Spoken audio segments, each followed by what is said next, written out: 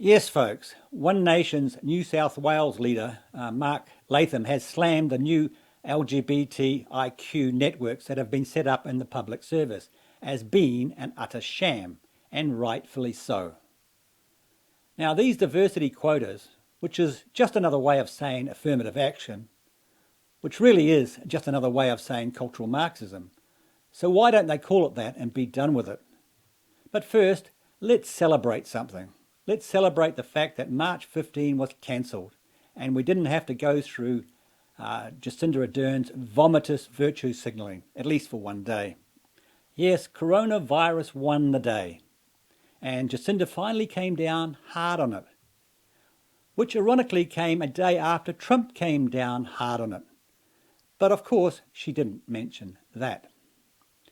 And folks, I'm already starting to see some holes in her so-called tough self-isolation plan.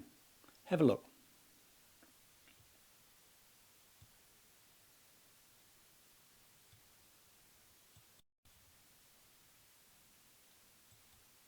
Concerns too about the management of other overseas visitors using freedom camping sites and shared facilities. That is a real issue. If somebody arrives here in the back of a second-hand Subaru, how do we trace them? How do we know that they are self-isolating? That's virtually impossible. Absolutely impossible. Yes, driving around in a camper van is considered self-isolating, except when they need to get gas, and when they go to the supermarket for food, and of course when they share facilities at campgrounds, etc. And of course when they go to tourist locations. But other than that, another headache for councils to manage over the coming weeks. Dave Gooselink, News Hub. Kiwi travellers arriving home from overseas are tonight settling into 14 days of self-isolation.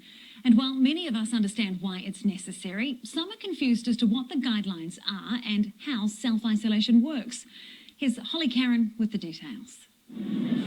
Finally arriving on home soil and heading straight into isolation. I broke my toe in London, so I'm quite happy to put my feet up for 2 weeks because it's killing me. Do some gaming and chill out, recover from the stress of the last few days. Despite a constant flow of information in the media, some are still confused about how they're going to self-isolate and how it all works. I think that's the most interesting thing, is how I'm going to live with other people for the next 2 weeks.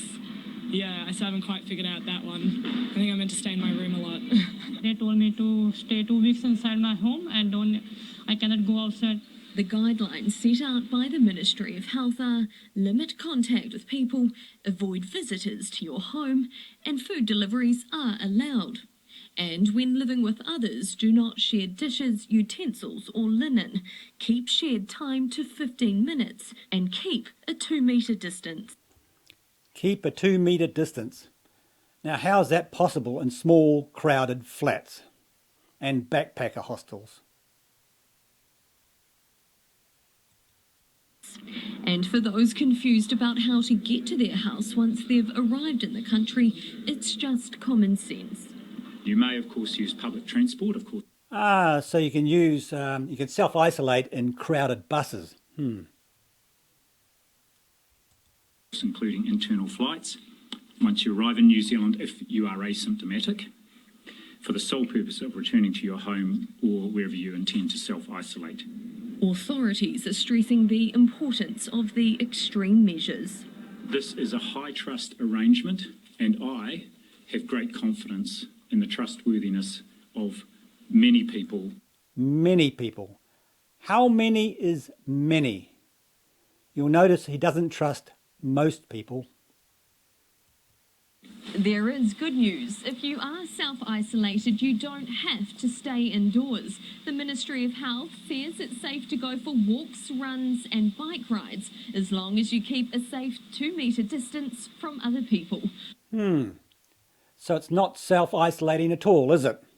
Yes, I'll go for a walk, and while I'm out there, I'll drop into my local supermarket, and maybe I'll stop at a coffee shop on the way home. Anyway, now to the next story.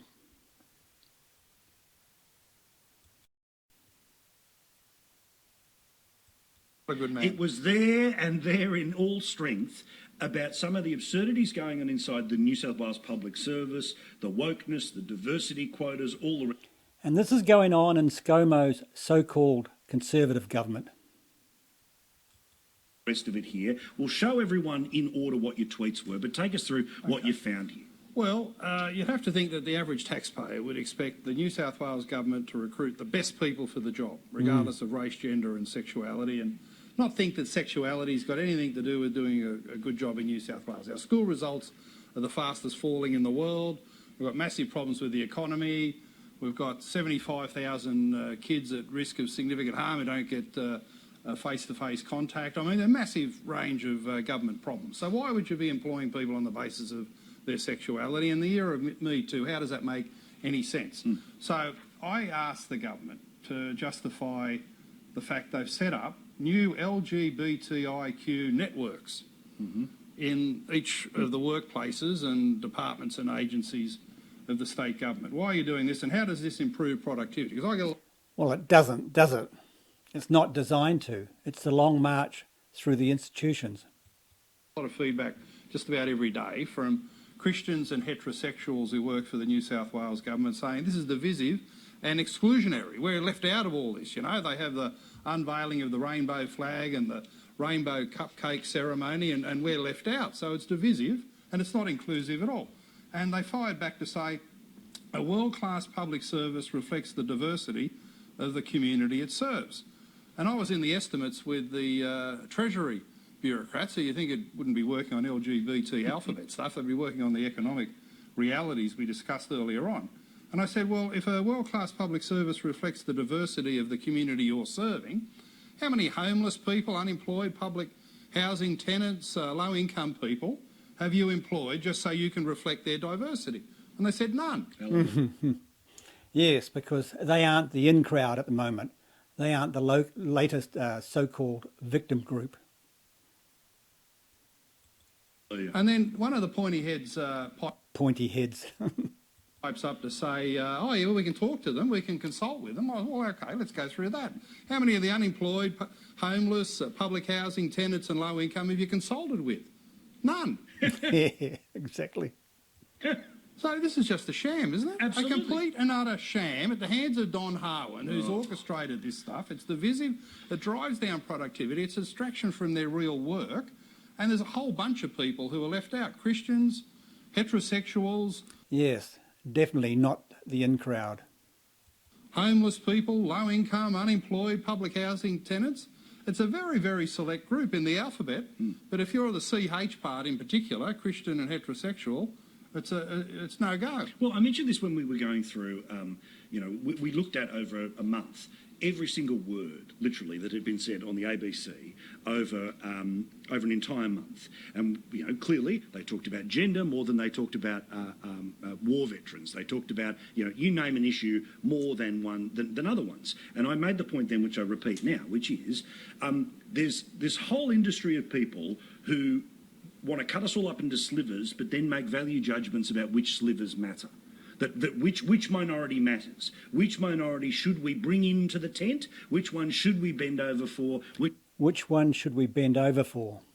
Which one should we go out of our way to include? And I would say particularly when you're talking about public housing, low income, homelessness, so many other things that are there on top of... All left out. And do you know anyone who goes to work as an expression of their sexuality? Nope.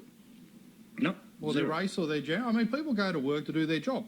And quite frankly, for a lot of people, they feel it's an invasion of privacy to have sexuality out there on the table because they regard that as a private thing in the home. And they go to work to do their job and they go home and have a private life that involves, all those things that are important to them, but not in the workplace. This agenda, which is the ultimate in virtue signalling, is just one of the most appalling things happening. And it's not just New South Wales, it's right around the country in every public agency. How awkward was the silence when you asked the question? Well, I don't know, it's sort of comical, wasn't it? I mean, the economy's melding down, but they've got their rainbow cupcakes to focus on and trying to tell me that they have all these meetings. I don't want to sort of guess where they live, but it'd be a long way from any public housing estate in Western Sydney, and they're making out they're somehow in touch with it. It was sort of comical, really, but sad that so much money, effort and time and productivity is being wasted in this But fashion. that's the thing. There are value judgments made about which minorities matter, and that's happening deep inside the public service. And even when it gets exposed, don't dare mention it. Don't dare mention it, Troy. Yeah, look, I think this is a form of identity politics, and I don't like identity politics. I never have. I've written about it, how destructive it is to our unity and cohesion as a community and our Exactly. shared sense of identity and character and who we are and what we try to be as a country. And if we just start to divide everybody up and say you're no longer an Australian, for example, you are a particular gender, a particular ethnicity, a particular religion, then you start to put values on each of those that some may be worth more than others.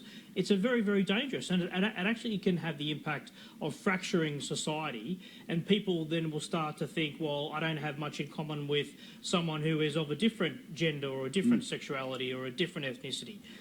Divide and conquer.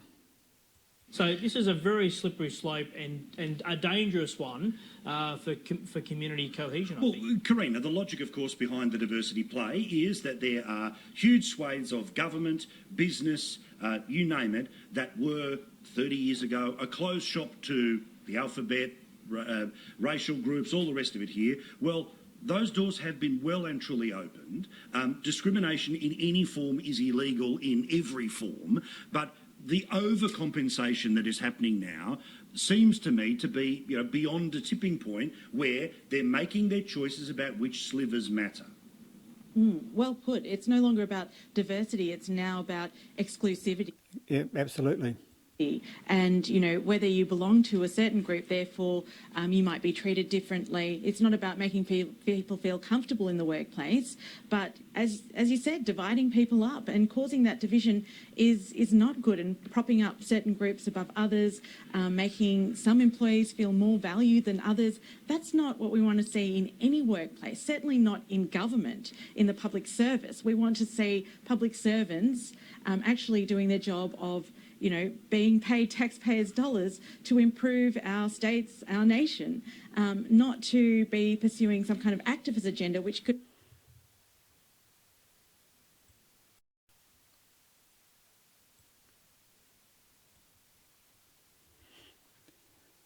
Yes, folks, this is none other than an activist agenda.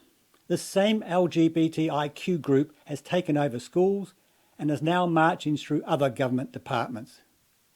And to add insult to injury, you, the taxpayer, are funding it. How is this happening under a Conservative government? Well, the answer is simple. It is not a Conservative government.